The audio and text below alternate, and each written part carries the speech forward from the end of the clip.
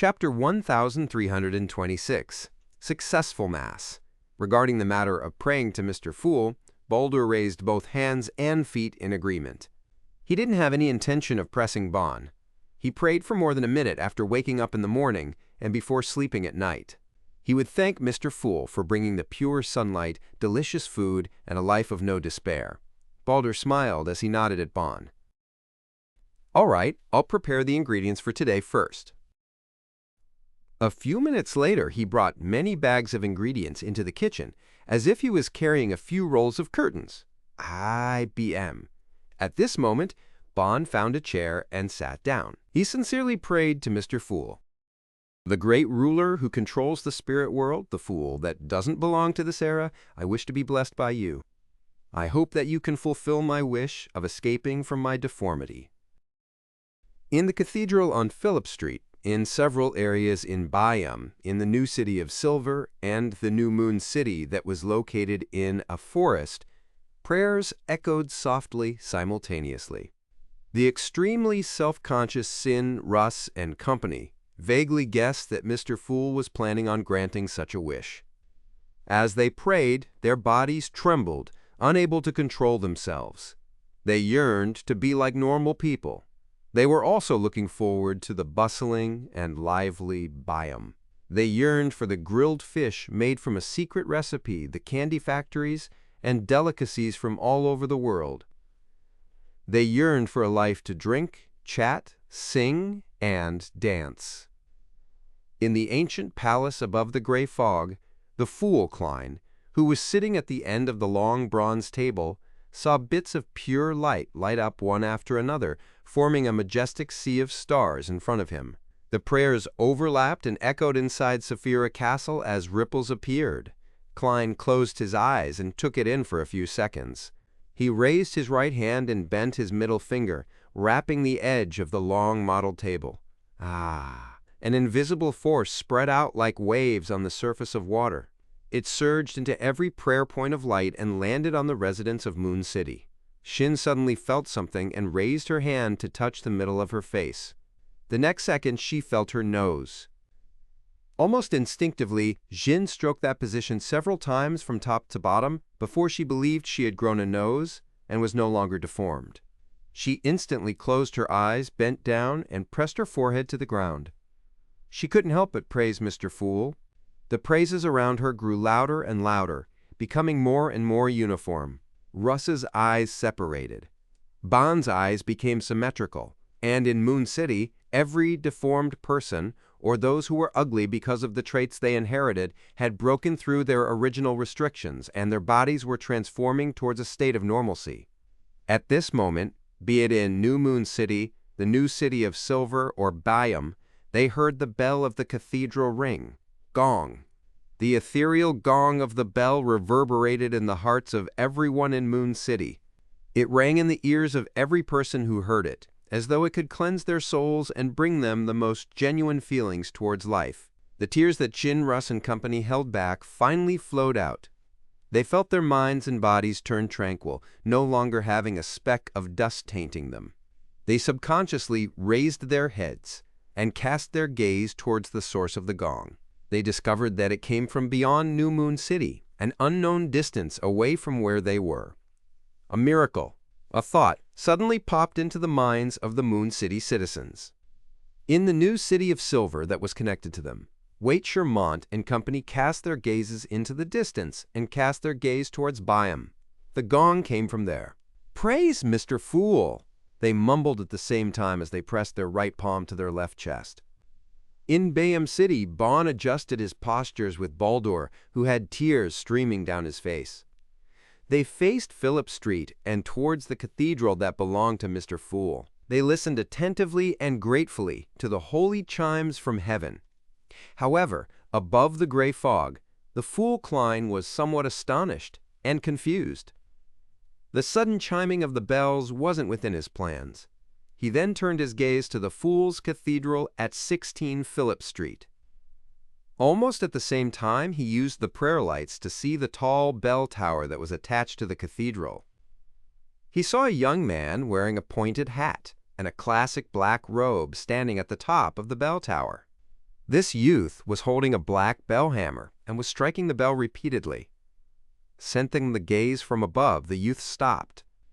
He lifted his head slightly and adjusted the crystal monocle on his right eye. At the same time, his smile widened. Klein nearly cursed. At this moment, his eyes glazed over almost in an unconcealed manner. He didn't understand why Angel of Time Amon would suddenly appear and seriously strike the bell of his cathedral. Klein was actually mentally prepared for Amon's and Zerathul's possible arrival. This was because there were just too many people in the City of Silver and Moon City. There was no way they could secretly integrate with the outside world. In other words, the City of Silver and Moon City would definitely be known to the various churches and secret organizations. Under such circumstances, be it public or private proselytizing, it wouldn't affect any future development. Therefore, Klein silently agreed to the City of Silver's attempts to proselytize the faith of the Fool. This was preparation for him to have more anchors for his advancement. To Sequence 1. Due to this premise, he was prepared for Zerathul, Amon, and other hidden enemies to come to Bayam. He even hoped that they would do so. Harati Hirasal Epipedia. Here, Klein, who had the status and level of a King of Angels in Sapphira Castle, was able to fully display his home ground advantage. As for the City of Silver, it also had Grade 0 sealed artifacts. It could completely resist Amon and take down Zerathul. Compared to his main body suddenly encountering a prepared enemy elsewhere, or the discovery of his marionette city, this was undoubtedly a better choice. However, Amon's current actions confused Klein. He didn't understand what the god of deceit wanted to achieve. 16 Phillip Street, inside the Fool's Cathedral. The Archbishop on duty, the City of Silver's 6-member council's elder, Derek Berg, also looked up in astonishment at the stained glass. Rays of sunlight shone inside, allowing Derek to read one scene after another. As the black bell hammer fell, the tremors of the bell gradually stopped. I didn't arrange for someone to strike the bell. Derek frowned. As a member of the City of Silver, as a demigod in the Sun Domain, he had a sharp intuition and knew that something must have gone wrong. However, the strange ringing of the bell didn't bring any accidents. Besides the ringing, everything seemed normal. As Derek observed the surroundings with the help of his unshadowed Beyonder powers, he quickly considered whether the bell had any symbolic significance in mysticism. After eliminating the possibilities, he suddenly recalled the Holy Bible of the Fool made up by the City of Silver. There was content related to the striking of bells. It was used to describe the relationship between Angel of Time Amon and Mr. Fool to confirm his true status. Towards that sentence, Derek was still against it because he knew that blasphemer Amon wasn't Mr. Fool's blessed. Their relationship wasn't even harmonious and was actually hostile. However, the lies he made previously had convinced the other members of the City of Silver's 6-member council. They believed that Angel of Time Amon was the first entity appointed by Mr. Fool to cast down the light for the people of the forsaken land of the gods. It was because he had parasitized Derek, which had resulted in the subsequent changes, all the way until hope descended. Derek had wanted to explain, but he was embarrassed. That would only bring up too many lies, making him lose his image with the other elders of the 6-member council and citizens of the City of Silver. It was just like Miss Justice had said before, a social death. Finally, he chose to delay any actions, hoping that Mr. Fool would take a look at the Holy Bible. If there was anything inappropriate with the descriptions, he would definitely send a divine revelation to change the views. To his surprise, Mr. Fool didn't say anything and silently agreed with the contents of the Holy Bible. Could it be that Amon is striking the bell? Derek was momentarily dazed as he found it too unbelievable. He hurriedly lowered his head and began praying, reporting this matter to Mr. Fool. Above the gray fog inside Sapphira Castle. Before Klein could eliminate Amon, the other party suddenly turned transparent and transformed into a beam of light before vanishing from the bell tower. What does this fellow want? If his father is the emperor and not the ancient sun god, then I can reasonably suspect that he is striking a death knell for me. As Klein checked if there were any Amons lurking in the bodies of the City of Silver and Moon City citizens, he analyzed Amon's motives without any clue in mind. Just as he was about to use divination to seek clues, Derek completed his prayer. Holy Bible? Holy Bible? The corners of Klein's mouth twitched as he summoned from the junk pile the Holy Bible that the City of Silver had sacrificed to him. Previously, he had only flipped through a few pages, but he was too embarrassed to continue reading it. He took on a position of burying his head in the sand. Of course, he wasn't careless in this aspect. He was still extremely cautious. He used divination inside Sapphira Castle to confirm that the Holy Bible wouldn't bring him any harm. With this premise, he allowed the City of Silver to use this Holy Bible. He slowly took a deep breath and reached out his right hand. He flipped the scriptures page by page, inside page by page. His facial muscles began to twitch, and the corner of his lips uncontrollably parted. Klein flipped faster and faster. Finally, he saw the last page. Pah! Klein suddenly closed the book and threw it back onto the junk pile. After this miracle in Moon City, yes, the potion has mostly been digested. The Marionette City will have to step onto the stage of history. Klein observed his condition without expression and nodded indiscernibly. Ever since he had gained preliminary control of Sapphira Castle, he could receive digestion feedback from the real world. Chapter 1327, 3 Plans. As for the Marionette Town, Klein had been thinking about how to build it a long time ago. He had already come up with 3 plans. If he eliminated any interference from external factors, his best choice would be somewhere in a certain country of the northern continent. He would allow his Marionette Town to rise up overnight. Furthermore, he would connect it to the surrounding cities through railways, rivers, and roads. This way, the Marionette Town would have large numbers of outsiders arriving on a daily basis, and it would create a very strong interaction with the surrounding areas. On the one hand, a town without a city nearby would definitely purchase grain, salt, cloth, ores, sugar, and other daily necessities. On the other hand, it would also produce its own products, which could be sold to neighboring cities, towns, and villages. Under such a situation, merchants, workers, tourists, and other groups would go back and forth frequently. At the same time, they would interact more with the Marionette Town's residents. Under the influence of all kinds of interactions between the parties, it wouldn't be long before the town of Marionettes could produce a corresponding region in the spirit world. Once the lives of the residents became more detailed and real, Klein could consume the potion to advance to Sequence 1 Attendant of Mysteries. This would take less than 3 months, but the problem was that this approach couldn't be kept confidential. In the present era, to have a town suddenly pop up was something that couldn't be hidden from people. Soon there would be civil servants, the police, and reporters coming to investigate. And after that, the interactions between the parties would also make more and more people know and understand the city. This was a problem that couldn't be resolved through illusions unless the town of Marionettes didn't interact with the surrounding cities, towns, and villages, and had relatively minor interactions. However, that wouldn't meet the requirements of the ritual. When news of the Marionette Town spread, Klein would undoubtedly be targeted by Zaratul, Amon's true body, and his other enemies. When the time came, the destruction caused by others would definitely be easier than him protecting it. He could only migrate his Marionette Town elsewhere. This would cause the interactions generated in the early stages to be for naught, just like what the dark demonic wolf had experienced. Therefore, Klein had only listed down such a plan, so he basically wouldn't choose it. Unless a certain visionary was willing to provide help, making all the living beings in the northern and southern continents naturally believe that there was indeed a town there, one that hadn't suddenly appeared. Considering the influence of various external factors and his beyonder powers, Klein's best choice was to establish the town on an uninhabited island that deviated from the safe sea route and was sufficiently well hidden. He would then use Sapphira Castle to give it anti-divination and anti-prophecy properties.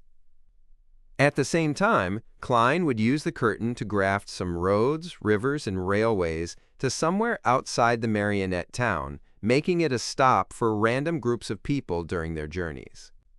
This couldn't be kept completely confidential, but once the strange phenomenon spread and attracted Zaratul's and Amon's attention, Klein could easily remove the original grafting randomly and switch the entrance.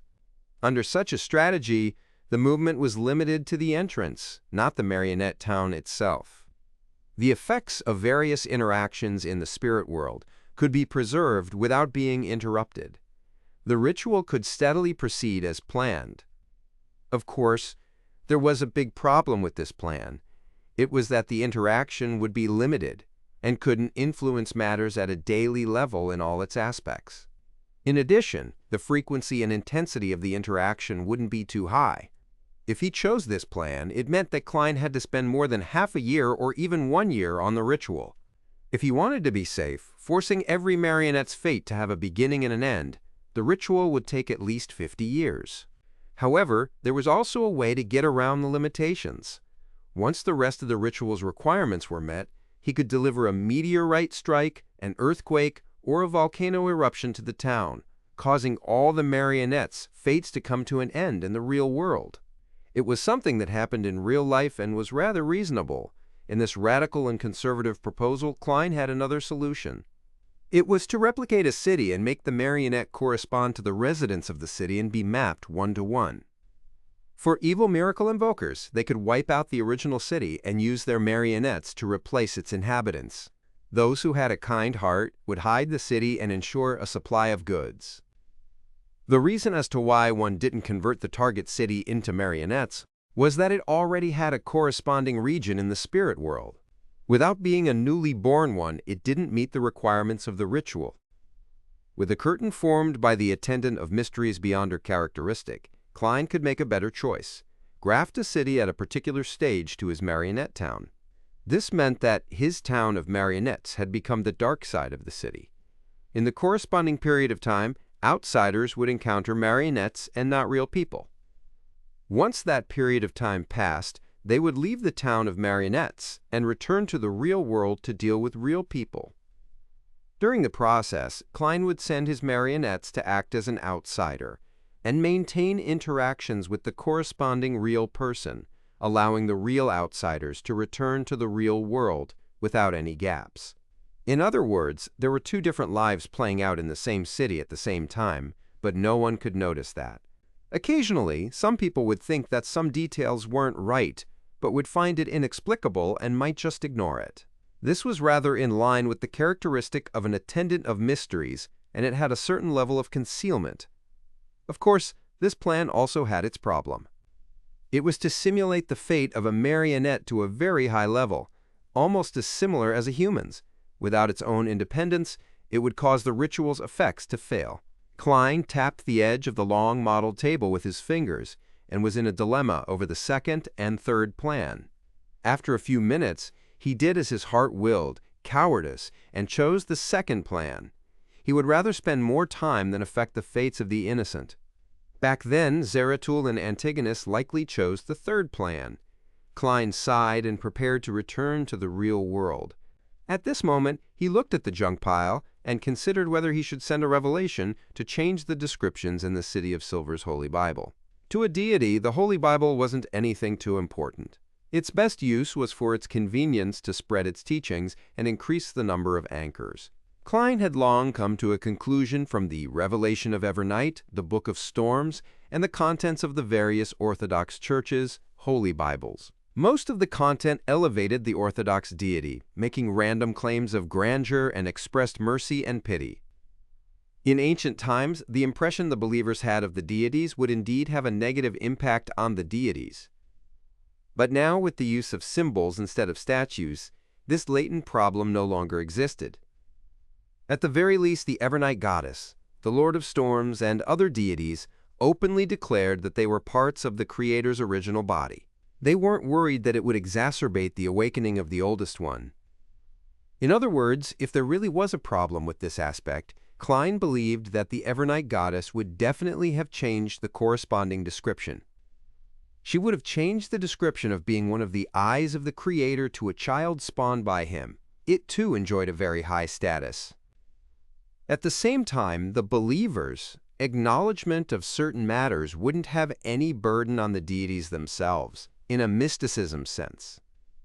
Otherwise, Ammon would have secretly helped Klein, or rather, prepare a batch of believers for the former Sapphira Castle, to lure them into forming the belief that the Angel of Time was the manifestation of the Lord of the Mysteries. With the aid of an instinctual response that met the requirements, he could establish enough connections with Sapphira Castle and open a back door. To a deity, the Holy Bible only had two important components other than for spreading the faith. Firstly, it was a description of the authority and honorific name of the deities themselves. If there were any mistakes, it would lead to the prayers of the believers pointing to an unknown target. Not only would it be dangerous to the believers, but it would also cause the deities to lose their anchors.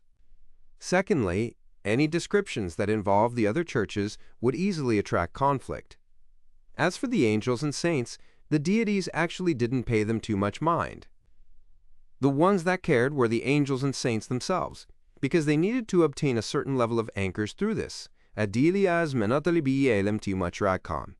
Therefore, the Holy Bible's descriptions of angels and saints were detailed enough. They had authority and honorific names, making it easier for different believers to choose and be immersed. In addition, this wasn't enough to form a stable anchor because it was under the faith of a deity. In order to resolve this problem, the Orthodox churches would define certain cathedrals to different guardian angels and guardian saints and clearly differentiate them. Due to this knowledge, Klein didn't pay much attention to the Holy Bible.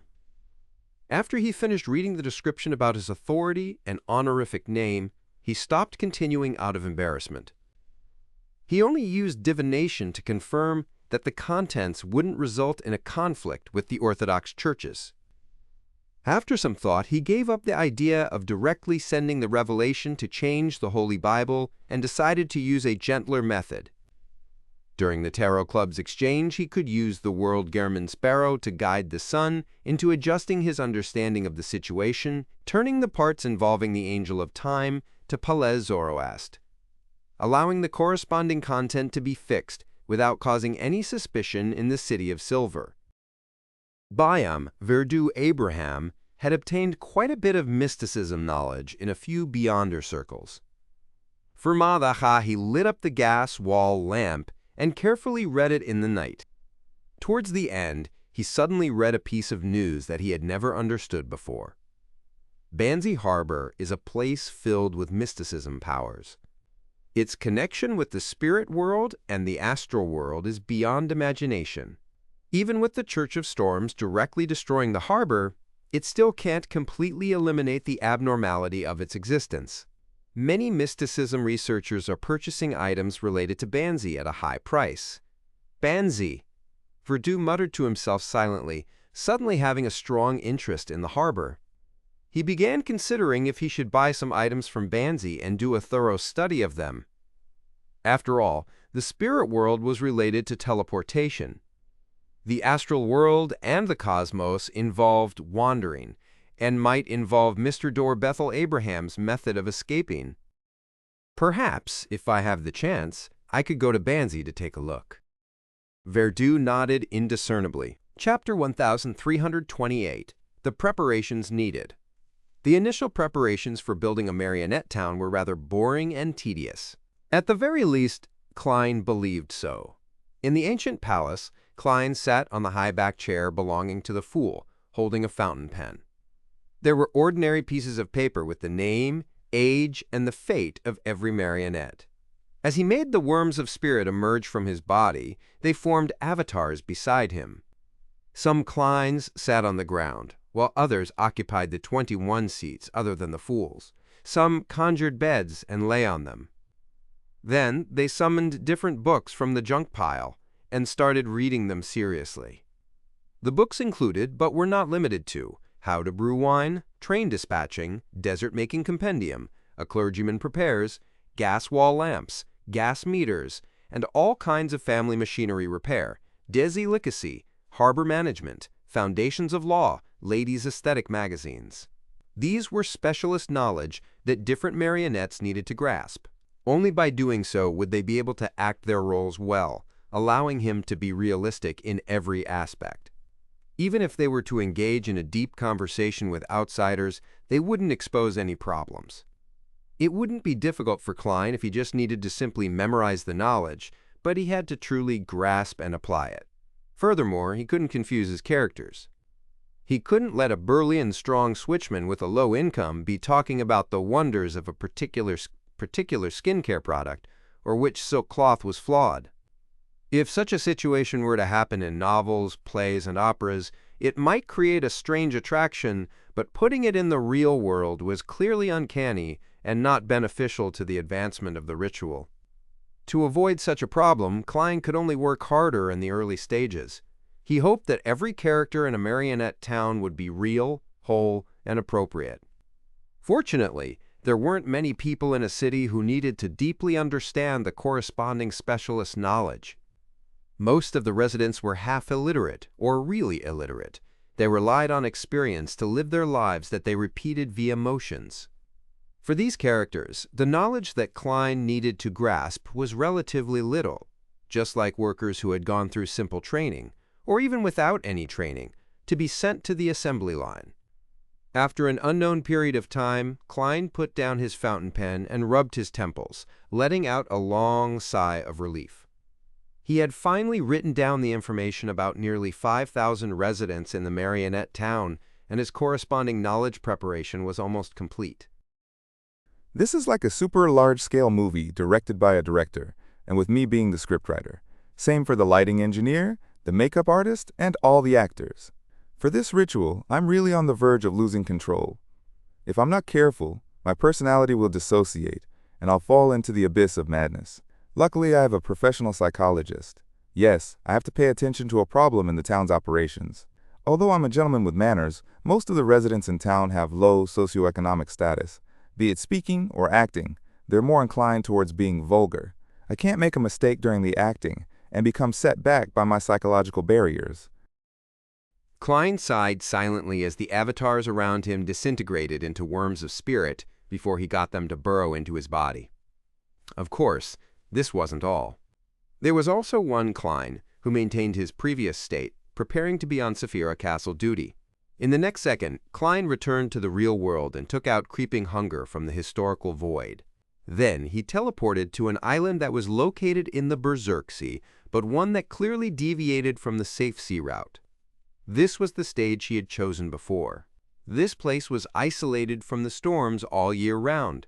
There were no signs of human activity, only a large forest and animals that lived off the forest. Klein looked around and chose an open area. He pressed his right hand to his left chest and prayed sincerely. I wish that there's a city suitable for 5,000 people here. Just as he said that, Klein raised his right hand and snapped his fingers. Suddenly, this open area became extremely flat. The surrounding forest also receded greatly, providing large amounts of wood, stones, and soil. Almost at the same time, buildings rose up from the ground. They took form with stone and wood. The highest wasn't more than 4 stories high. The style was closer to the Loan Kingdom's Desi Bay. In just the blink of an eye, residential buildings, a library, a police station, a telegraph office, a city hall, a small hospital, a candy factory, a water plant, a gas company, a steam locomotive station, parallel train tracks, and plantations outside the city took form. The streets were also paved with cement or stone bricks. Towards the end, on the square in the middle of the town, a pointed-tip cathedral emerged from the ground and stood proudly. This was a cathedral belonging to the Evernight goddess, as it was in line with the background setting of the city. Klein didn't stop as he made a second wish. I hope this island has a deep-sea harbor. Pa! He snapped his fingers again, fulfilling his wish. About 3 kilometers away from the town, a small-scale harbor quickly took shape. There were 2 docks, 5 warehouses, a port hotel, a simple restaurant, a police station branch, a bar, a lighthouse, and a naval base. Klein made a third wish. I wish for the harbor and town to have convenient transportation. He raised his right hand and snapped his fingers. A concrete road and a cargo rail instantly appeared between the town and the harbor. According to Klein's plan, a portion of the harbor was prepared for visitors by sea. The town was mainly for outsiders from the northern and southern continent. As he looked at the empty city with admiration, Klein pressed his top hat and teleported to the municipal square. He walked step by step into the cathedral named St. Ariana Cathedral. The cathedral's door was open, and it was dark inside. After an unknown period of time, 3 figures appeared at the door. They were a 30-year-old gentleman in a formal suit with a tie, an ordinary-looking and gentle-looking woman, and a child who was dressed like an adult. The woman took a few steps with difficulty before stretching her neck. Then she smiled and reached out her hands to hold the gentleman's arm. The gentleman had a faint smile on his face. As he allowed the lady to lean on him, he reached out his right hand and held the boy. The little boy was skipping about, appearing very lively. Their actions were a little rough at first, but the more they walked, the smoother they became as they walked through the square. After they left, more and more people walked out of St. Ariana Cathedral. They consisted of the police, repair workers, gas company employees, restaurant chefs, white-haired old men, and simply dressed farmers. In the next hour, people constantly came out of the Evernight Cathedral. They either turned to different streets and went to different places, entering different houses, stopping at the square, or enjoying the pigeonless scenery. During this process, the number of people that came out had exceeded the limits of the cathedral's capacity, but there seemed to be no end to the people, as though the interior was connected to another city. After another 15 minutes, the entrance of St. Ariana Cathedral finally fell silent. However, there were rats, cockroaches, moths, ants, flies, and mosquitoes creeping outwards. Finally, a colorful window at the top of the cathedral opened. White pigeons flew out and landed in the middle of the square. The people who had stayed there came to life completely. Some teased the pigeons, others looked for hawkers, while some played a 7-string guitar, and others smiled as they conversed with their friends. A man wearing a top hat and a trench coat and carrying a cane left the municipal square. He came to the other side of the town and stopped in front of a wooden board. He took out his tools and wrote the name of the town on the wooden board, Yarnum. After some thought, the man wiped away Yarnum and wrote another name, Utopia. Backland, inside the Hall family's luxurious villa. Audrey didn't hide her surprise. Alfred has already boarded the cruise ship back to the northern continent? It was September 1352.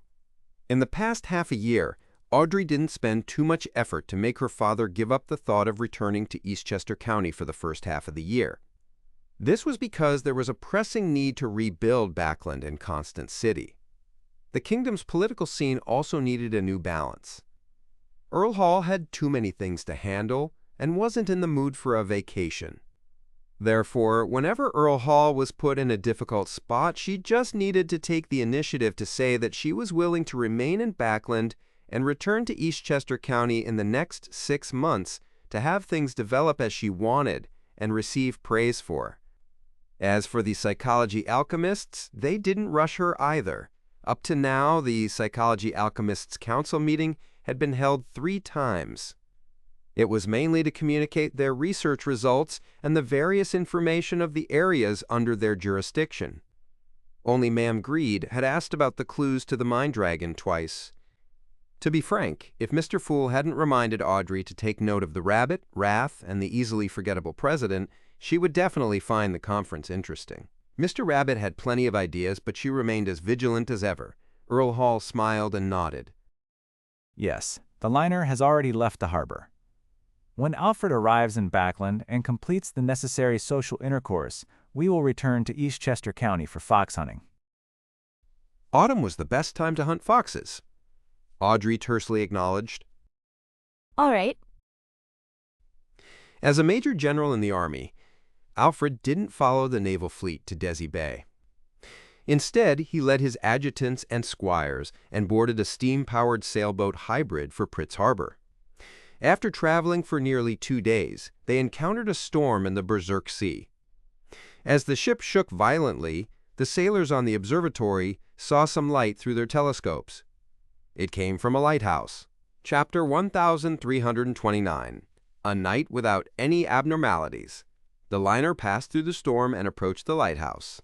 A small-scale harbor entered the sights of the captain, sailors, and passengers through the gloomy rain. A short while later, a man in his 30s who was wearing a blue uniform and holding onto a black umbrella and a glass lantern appeared at the dock. He used rather uncommon actions to guide the liner to moor.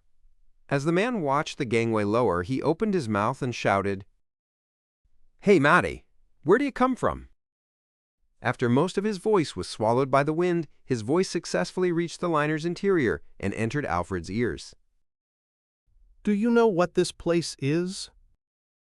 Alfred looked carefully at his adjutant and squire. He wasn't wearing a general's ceremonial attire. Wearing a black trench coat that was commonly seen in Backland, his dazzling blonde hair drooped down casually, and his blue eyes looked like a deep lake in a forest. The adjutant, who had neatly combed his hair to the back, first shook his head to indicate his uncertainty before he explained, The storm from before made me lose my bearings. At this moment the captain held an umbrella and came to the shipboard. He answered the man, We left East Balaam 2 days ago and unfortunately encountered a storm.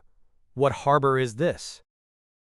The man's eyes darted around for a moment. Without giving a direct answer, he shouted, "Wait a moment, will ya?" He then turned around, holding the umbrella and the lantern as he ran towards the buildings near the dock. This reaction was beyond the expectations of Alfred and the other passengers, but it wasn't strange for the experienced ship captain, first mate, and others. They had encountered many abnormalities at the ports along the Berserk Sea. This made them patiently wait for subsequent developments. 5 to 6 minutes later, the man led a lady over. The woman didn't have an umbrella and was wearing a hooded raincoat smeared with Donningsman tree sap. As the two of them approached the liner, under the watch of the armed sailors, they climbed up the gangway to the deck. At such a distance, most of the passengers finally saw what the two of them looked like. The man had brown hair and brown eyes. His skin was rough, and it was obvious that he was of a lower socioeconomic status and had suffered the elements.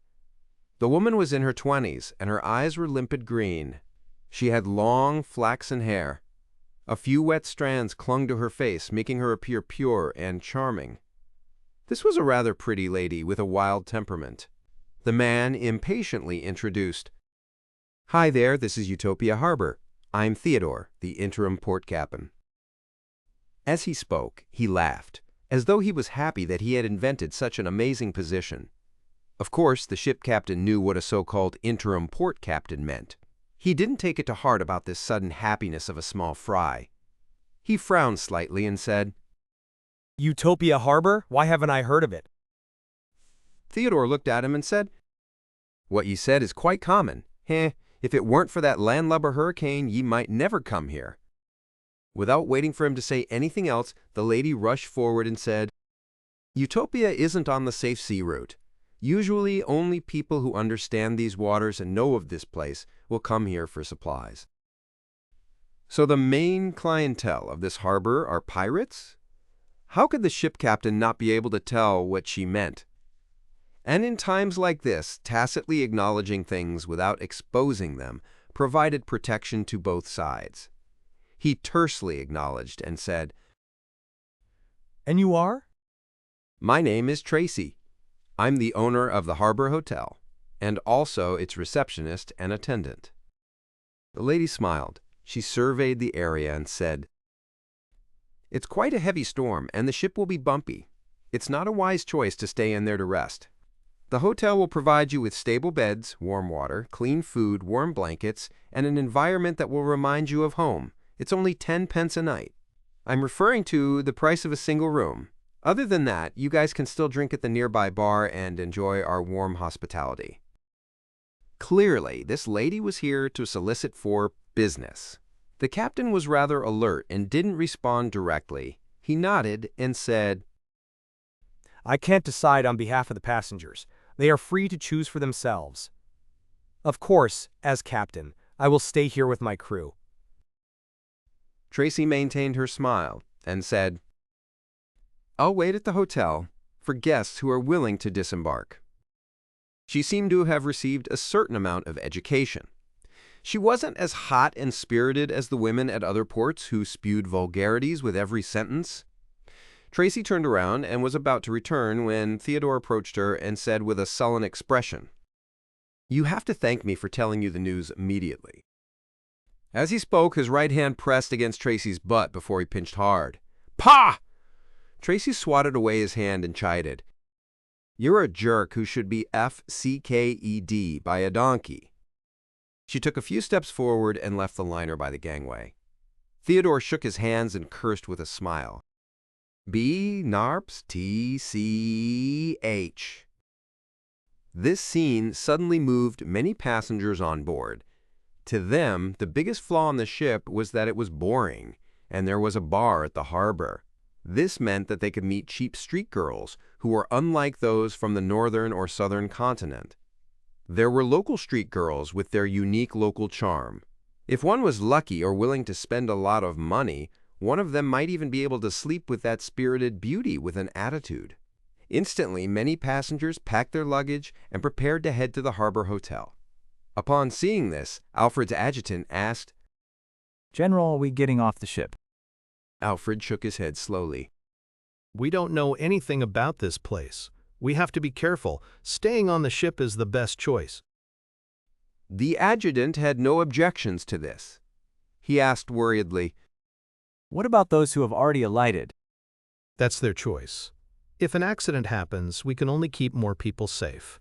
If it's not serious, then we will be able to resolve it easily. Alfred looked out of the window expressionlessly. With that said, he turned to look at his adjutant and squire. We'll take turns to keep watch tonight to prevent any accidents.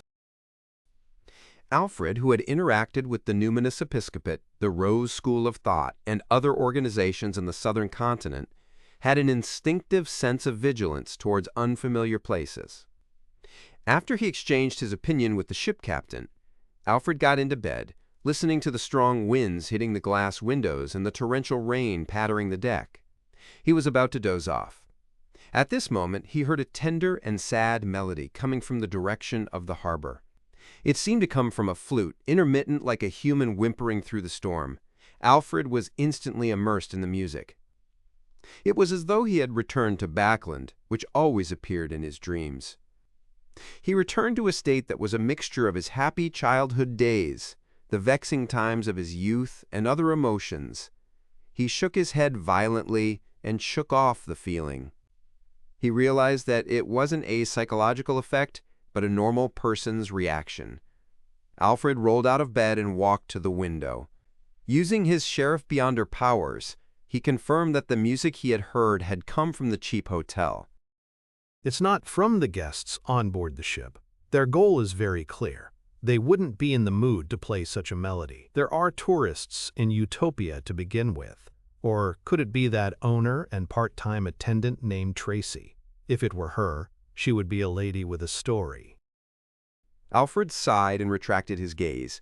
He stopped pondering over the matter. Although he was curious, he had no intention of getting off the ship. Soon the sound of the flute stopped. The harbor hotel regained its silence, and nothing unexpected happened. Just like that, time passed, and as the storm stopped, the sky gradually brightened. At 8 in the morning, the liner passengers returned one after another. Every one of them had weak steps and looked haggard. Upon seeing this, the sailors immediately laughed and said, "The chicks here seem pretty good." The passengers shook their heads at the same time and looked regretful. One of them rubbed his temples and said, "The Lanty-proof here isn't bad. It's cheaper than other places. I wasn't careful and had a little too much to drink and ended up falling asleep. I don't even know if anything happened with that babe. Sigh. I woke up to realize that the ship was about to leave, and I don't even remember what I did after getting drunk. Praise the lady she let me lie in bed and not sleep in the rain." The other passengers chimed in to express their similar experiences. Of course, everyone had different details. For example, some passengers praised the breakfast dessert in the cheap hotel. The The sailors were regretful that they didn't manage to drink the cheap and good Lanty-proof. They started teasing the passengers. Perhaps the one who spent the night with you wasn't the chicks here, but the burly man, like Theodore. Since all of you were drunk, there's no way to know what happened. Ha ha, try touching your assholes. Amidst the lively atmosphere, the sailors withdrew the gangway and raised the sails, allowing the liner to set off slowly. Alfred finally relaxed after they passed through a dark sea and returned to the familiar safe sea route.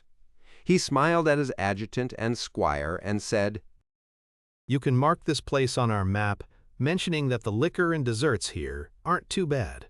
Yes, the girls have their own traits. After a few more days of traveling, the passenger finally arrived at Desi Bay's Eskelson Harbor, after traveling along a winding, safe sea route. Alfred, who had the demeanor of a noble and his socialite instincts, paid a visit to the brass of a nearby military base and shared a good dinner with them. When he returned to one of his father's vacation villas, he was surprised to find the squire whom he had sent away to gather for information. What's wrong? Alfred put away his disorganized thoughts. The squire lowered his voice and said, General, all the official maps in the kingdom have no indication of Utopia Harbor. Chapter 1330, Moving In. Alfred felt the room temperature plummet when he heard his squire. An indescribable chill invaded his body, freezing his blood and bone marrow. When the liner stopped at Utopia Port, he had expected the worst situation to happen. Utopia was the headquarters of some cult, and that everyone there was a dangerous lunatic.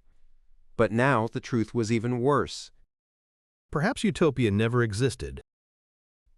At that moment, Alfred was unusually thankful that he was no longer the noble scion he was when he left Backland. He had accumulated a great deal of experience and had thus not really entered Utopia Harbor. Under the gaze of the adjutant and squire, the major general paced back and forth with a solemn expression. He calmly instructed, Draft up a telegram and report to MI9 about what happened in Utopia. At the same time, request the local official Beyonders to immediately take action and contact the captain to list down all the people who entered Utopia Harbor. If necessary, pay each of them a visit and confirm if there are any problems. His adjutant immediately stood at attention and saluted. Yes, sir. After the adjutant walked out of the study, Alfred said to a squire, Bring up the typewriter from downstairs. I want to write a detailed report. His plan was to first use a telegram to report the key information to the brass and not delay the initial actions necessary. Then he would reveal more details with a confidential document and provide more information for the military brass to make a decision. Wendell walked into a second-class carriage, with one hand on his top hat and the other carrying a suitcase. He wasn't even 30 years old. His sideburns were deep black and his brown eyes were calm. He didn't have any unique features that anyone could remember, but he exuded comfortable vibes. A few months ago, he was still a Thanapotter intelligence officer who was active in Desi Bay and had contributed greatly. Now that he was a Sequence 7 Beyonder, he was part of MI9's Internal Affairs Department. Today, his goal was to send a confidential document to Backland and personally hand it into the hands of MI9's director. After sitting down, Wendell bought a newspaper from the paperboy and leisurely read through it. This was just a superficial act. In reality, he began to use his Beyonder powers to illustrate portraits of the passengers around him, remembering all their characteristics, making meticulous and perfect preparations for any accidents that might happen later. Choo! The steam locomotive was chugging forward as the scenery outside sped past the windows. A few hours later, Wendell cast his gaze out of the window with some anxiety. The sky was already filled with dark clouds, and a storm was about to descend. This meant that the steam locomotive would stop at a station ahead of time to tide through the storm. It might only continue its journey the next morning and not reach its designated location. In Wendell's opinion, this would undoubtedly lead to more risks due to a deviation in his expectations. However, it was beyond him. He couldn't change the weather like the sea god, who who was promoted by the Rorstead Archipelago's new government. The only thing he could do was pray to the Lord of Storms. Reality proved that praying was useless most of the time. By the time the sky turned dark, the station in front of them had already sent a light signal to get the train to slow down and stop. Chew! The steam engine whistled again and the train slowed down. Finally, it stopped at an unfamiliar platform. In the next second, near the steam-powered train's head, the mechanical door opened. The train conductor stood at the entrance and shouted to the staff on the platform what happened up ahead. The white-side-burned employee answered loudly, "Heavy rain. Visibility is 0. Just as he finished speaking, a muffled thunder sounded, causing everyone to tremble as they sensed the incoming storm. The train conductor cursed. "Dream it! Which station is this?" As it wasn't a normal stop, he didn't really know which station he was at. After all, the schedule he was in charge of didn't stop at every station in the past. The staff shouted and ran towards the other end of the platform with the glass lantern in hand. "Utopia, it's a small station. You can arrange the rest yourself. I have to give the train behind a signal." The train conductor had no doubts about the staff's attitude because this was a normal dispatch process. Otherwise, an accident between two steam locomotives would happen. He could even be certain that the other staff members of the Utopia station had already sent a telegram to the other stations to warn them. Of course, they must have received a telegram to learn of the area ahead being enveloped by a heavy storm. Wendell repeated the name in a low voice. Utopia, not finding any useful information in his mind.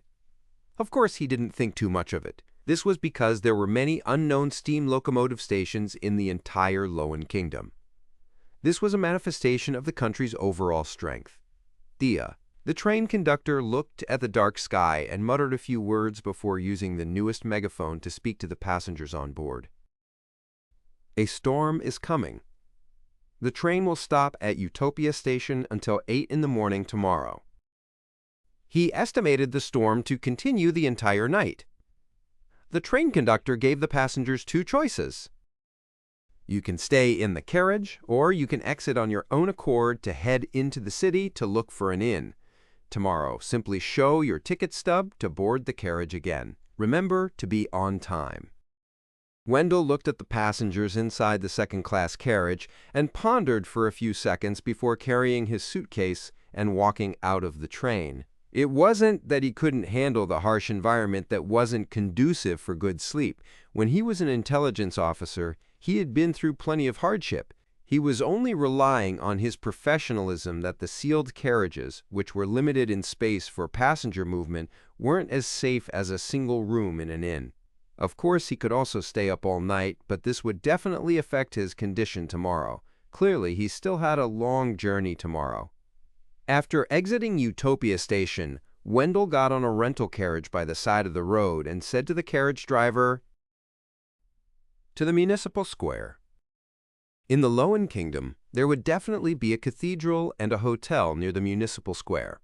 The carriage driver asked, as he made the horse turn around, seemingly capable of getting along well with anyone. "Sir, are you planning on going to the hotel?" "Yes." As a Sequence 7 Beyonder, Wendell didn't hide it. In his opinion, as long as he lived in the city center while overseas, he could easily find a group of helpers with his status, and his strength was enough to support him in completing this task. The coach driver asked in a suggestive tone that all men knew, "The best hotel in Utopia is Red Boots. Are we going there?" If he didn't have a mission, Wendell wouldn't mind pleasuring himself. However, he could only shake his head without any hesitation. "I want a quiet hotel," the coachman replied disappointedly. "All right, let's go to the Irises Hotel. No one will disturb you there." As the carriage advanced, Wendell cast his gaze outside the window to observe the situation outside. Perhaps it was because the storm was about to arrive. The people on the road were all in a rush. Even the paper boys looked down. Wendell came to a preliminary conclusion from the lack of a track carriage. a very small city. He only saw one trackless carriage. This meant that most of the areas in Utopia could be reached on foot in an adequate amount of time. Just as he had expected, in less than 10 minutes, the rental carriage stopped at the entrance of the Irises Hotel. Wendell paid the fare and rushed into the hotel before the rain fell. He heard pattering sounds behind him just as he entered. After checking in and putting down his luggage, Wendell rested for a while. He kept the confidential document close to him and went to the restaurant on the first floor to enjoy dinner.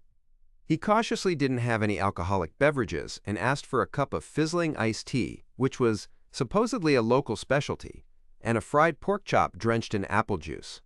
As a former intelligence officer of high society, Wendell didn't have much expectations for dinner this time, but he was surprised by the meal.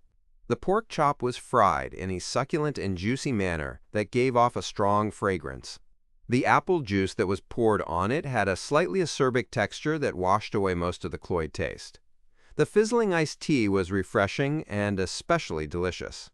When he foot the bill, Wendell nodded at the medium-billed waiter and said, "Please send my compliments to the chef for giving me the pleasure of this wonderful dinner." The ordinary-looking waiter smiled and replied, "That wouldn't be an issue. In all of Utopia City, our chefs are the best." Wendell didn't chit-chat and quickly returned to his room to make some arrangements to prevent others from sneaking in. Then he fell asleep without any hesitation. He used a relatively safe period of time, which any possible enemies would find unsuitable for taking action, to sleep and pass the time late into the night. After an unknown period of time, Wendell was suddenly woken up by an intense argument. He snapped open his pocket watch to take a look and realized that it wasn't even midnight. Wendell sat up and listened carefully. "It's from next door. A woman's voice. A man's voice." Initially, he suspected that it was a man and woman flirting, but later, he realized that it was too intense. Some of the items were even thrown onto the wall. Just as Wendell mumbled, "A quarrel turning into a fight," he heard the shouting, cursing, and screaming of a woman. As a Lowen gentleman, although Wendell believed in the Lord of Storms and discriminated against women, it didn't stop him from thinking, beating a woman? That men shouldn't be violent towards women. After 2 seconds of consideration, he decided to knock on the door and remind his neighbors to take note. At that moment, a tragic cry rang out. This was obviously from a man. Thud! Something heavy fell to the floor. Wendell's brows twitched as he sharply caught the scent of a criminal case. He stood up, put on his coat, and went to the room next door. He bent his fingers and knocked twice. A few seconds later, the door creaked open, and a beautiful woman with long, wavy hair appeared in front of Wendell. Her hair was in a mess, and her face was ghastly pale. Her light green clothes were stained with blood, and she was holding a dagger that was dripping with blood. The lady in her early 20s stammered for a while before speaking in a dreamy tone. "I killed someone.